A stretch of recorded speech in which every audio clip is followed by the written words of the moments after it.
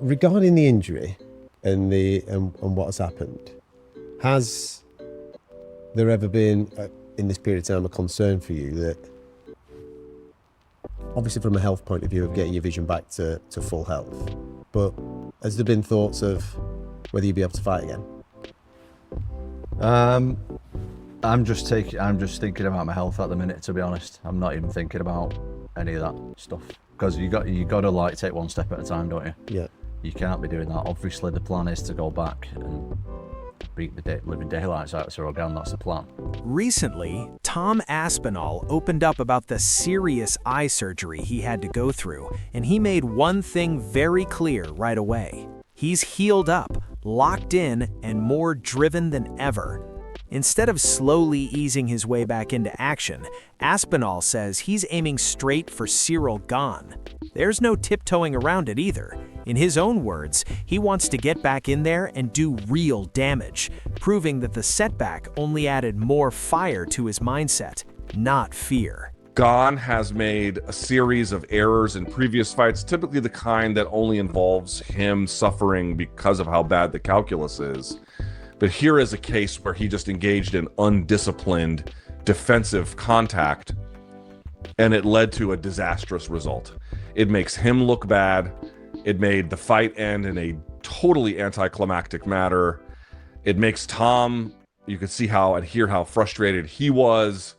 I'm sure the UFC feels like that's absolutely not the result that they want. I'm sure you at home are deeply unsatisfied by this. And the real fault here, again, even if I'm making the case that the UFC could probably take more preventative care with a better glove design, at the same time, on this particular night, the fault largely falls on Ciryl Gane for acting in a very undisciplined way defensively. Just pushing off the face. According to Aspinall, the eye poke flipped his entire life upside down, and it went way beyond just swelling or discomfort. He explained that the biggest issue was double vision, where everything he looked at appeared off and distorted. That made normal daily life a struggle, not just training. Driving, focusing, even basic movement became difficult. This wasn't something he could tough out or ignore. Surgery became the only real option, and at that point, fighting was completely off the table because getting his vision back came first. First and foremost, talk to me about the consequences of it in real terms, the layman terms of after the eye poke, you come on, what are you dealing with? Well, I'm at the point, mate, where I'm like, I don't just want to keep banging on about it, but I'm also aware that we do have to talk about it. So I'll address it.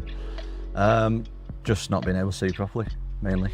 So that's going to be sorted. Well, the first eye is going to be sorted next week. I'm going to have surgery on that next week. Second one's going to be done midway through January. So When you say you can't see properly, describe it so people can understand it. Well, is it like double vision? Double vision. Is it double vision? Yeah, double vision. so just constant? I'm not blind. I know that. I know you can see. I'm not going to pull Stevie Wonder, mate. I think my eyes fully poked out, but yeah, just double vision mainly. Tom went deeper into why the surgeries were planned the way they were, explaining that one eye was significantly worse than the other. Because of that, doctors chose to repair the more damaged eye first and leave the second procedure for later. Aspinall made it clear that eye injuries are unpredictable and no two recoveries are the same. That uncertainty was stressful because there were zero guarantees. Fighting wasn't even crossing his mind during that period. His only focus was getting his eyesight back to normal, because without that, nothing else mattered. By the way, before we dive in, 99.8% of the people watching right now aren't subscribed. Make sure to subscribe so you don't miss out on any upcoming MMA news. And without further ado, let's dive into it. The worst one's done first, yeah. Right. What have they said regarding the prognosis of that? Are they giving you a high percentage rate of? The thing with eyes, it's just like everyone's different. Well, everyone's different with everything, aren't they? But I think it's more just kind of see how we get on. So I don't know. At this time, I don't really know. I've actually got my Day is it today? Thursday today. right? Pre-op is tomorrow, so I'll know more then. Okay.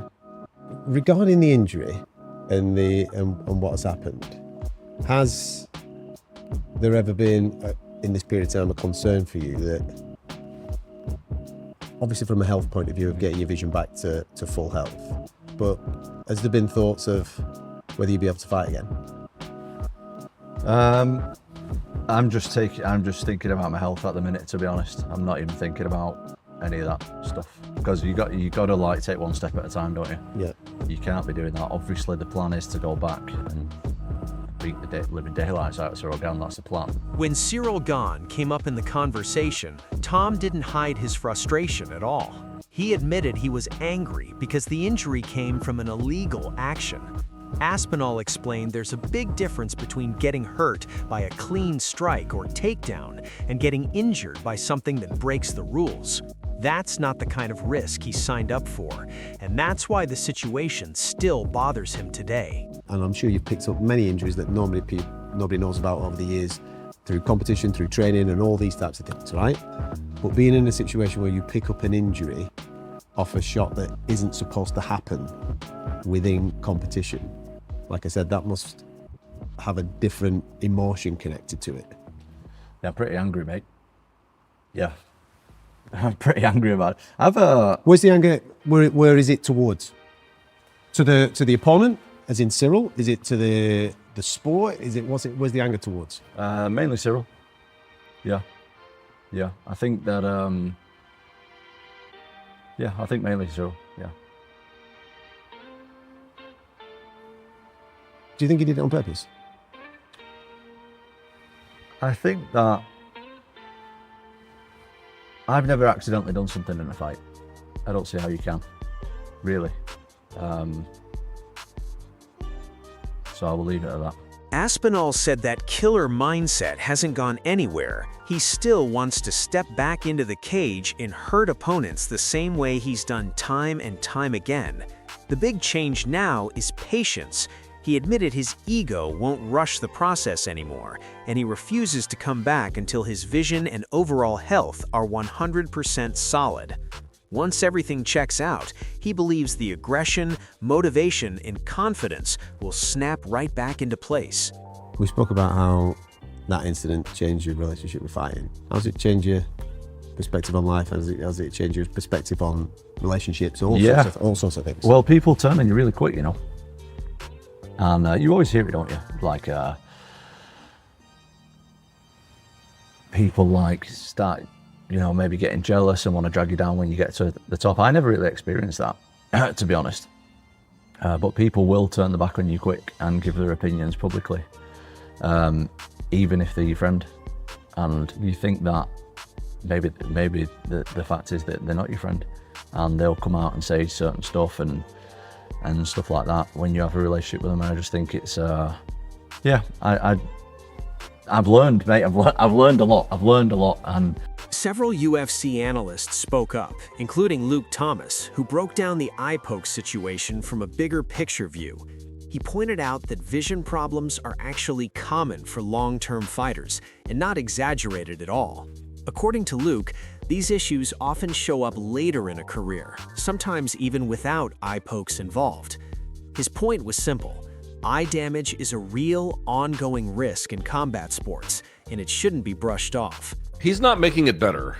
It's kind of the issue. I mean, look, the reality is, if you talk to any senior fighters or even former fighters who had, a long enough career, you're going to find that there's a high degree of vision problems that they have after the fact. They may not necessarily be, by the way, from just eye pokes. It could be from, by the way, boxers, for example, often have some of the same kinds of, ocular injuries.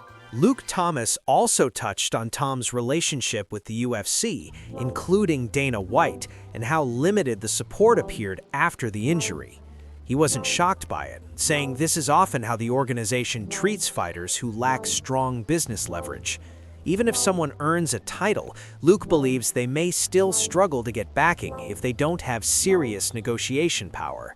Talent alone doesn't always guarantee protection in this game. Be or not, on Ariel Helwani, they had an interesting interview where Tom sort of broke down his relationship with Dana White. So he doesn't have a relationship with Dana White, Luke. And then post-fight, after this happened, the UFC have not really offered him any sort of help medically. They haven't really helped him in any way after the match. And we've seen how they've supported certain fighters that they have had good relationships with. But are you kind of shocked that, here we go, heavyweight champion of the world, Tom Aspinall, kind of spent his career with the UFC, grew up with the UFC, such a lack of relationship with Dana White in the UFC that there's not even any kind of aftercare or support from the organization after all this happened? Would I be surprised that an organization notorious for its control as well as sensitivity to criticism and or playing favorites would not be as forthcoming with uncontracted, or I should say, voluntary help as the person who needs the help might expect? No, I would not say that I have any degree of surprise. When discussing whether Ciryl Gane acted intentionally, Luke didn't rush to call him a cheater. However, he also didn't excuse the move. In his view, the action showed negligence, meaning the fighter didn't take enough care to avoid illegal contact. Luke emphasized that intent doesn't erase responsibility. If a fighter fails to follow the rules, the outcome and consequences stay the same no matter what. I definitely believe that. I don't know if I would go as to make a claim like someone's a cheater. That's like an evidentiary threshold that's pretty high, believe it or not. Like, you kind of have to know, like, just inferring their actions can be quite difficult. Like, what's the meaning of this? You know what I mean? Like, is it premeditated? Like, that would be cheating, right? That's what essentially, to a degree, cheating is: breaking the rules and sort of knowingly trying to. It's not, I don't know if he knowingly knows, like, oh, I'm going to, not that he knows he's not breaking the rules, but he's doing it on purpose. However, do I think he's acting in a negligent way, or he maybe too lazy, or some other explanation?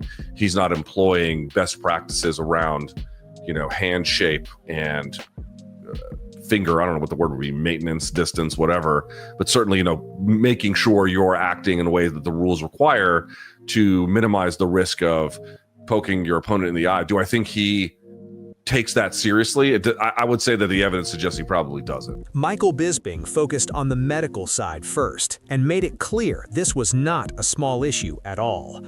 He explained that Aspinall suffered real eye damage, including both eyes failing to work together properly. That kind of problem ruins depth perception and basic vision, making fighting impossible. According to Bisping, doctors had no choice but to shut Tom down until things improved. When it came to Tom blaming Gane, Bisping understood why he felt that way, but didn't fully agree.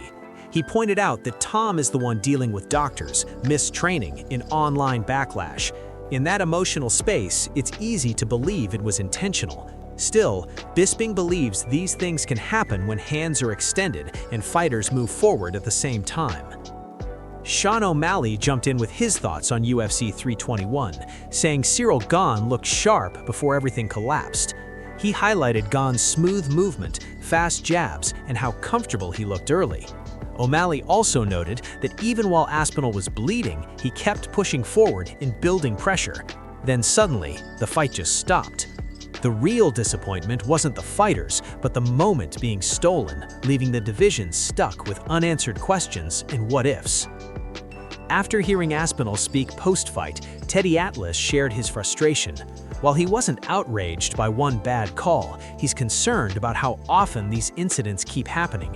To Teddy, this isn't random, it's a long-standing issue the sport hasn't fixed. He zeroed in on glove design, questioning how an organization with massive resources still hasn't solved a problem causing repeated eye injuries. Small design tweaks could reduce pokes without hurting grappling, and watching a major fight fall apart over something avoidable was tough to accept. Now the focus is clear: fix the vision, get healthy, and come back with no doubts. Aspinall knows talking won't matter anymore. What counts is what happens when the cage door shuts. No interruptions, no chaos, just two heavyweights and a clean fight. If a rematch with Ciryl Gane happens, it won't be about excuses, it'll be about proving who really belongs at the top when everything is fair. Let us know what you think in the comments below.